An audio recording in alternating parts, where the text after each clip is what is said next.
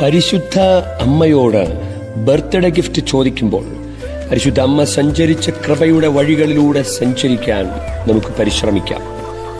5-ാം ദിവസം പരിശുദ്ധ മറിയം സക്കറിയായുടെ വീട്ടിൽ പ്രവേശിച്ചു. ലൂക്കാ 1:40.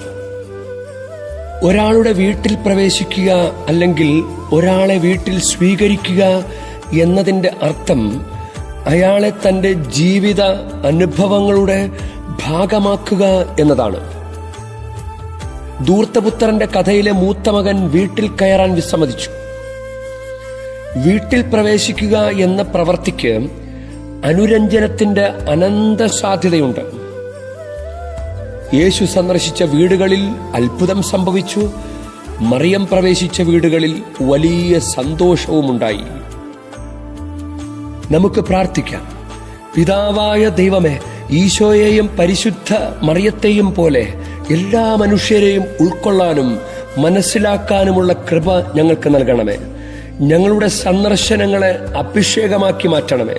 ഞങ്ങൾ പരസ്പരം കണ്ടുമുട്ടുമ്പോഴെല്ലാം പോസിറ്റീവ് എനർജി കൈമാറ്റം ചെയ്യപ്പെടട്ടെ. ഞങ്ങളുടെ സന്ദർശനങ്ങൾ വഴി വർഷങ്ങളായിട്ടുള്ള വഴക്കുകളും തെറ്റിദ്ധാരണകളും മാറ്റിത്തരണമേ. അനാവശ്യ സന്ദർശനങ്ങൾ ഒഴിവാക്കപ്പെട്ട ഈ കാലഘട്ടത്തിൽ ഒറ്റപ്പെട്ടവർക്കും ആരും സന്ദർശിക്കാനില്ലാത്തവർക്കും അങ്ങ് കൂട്ടായിരിക്കണമേ.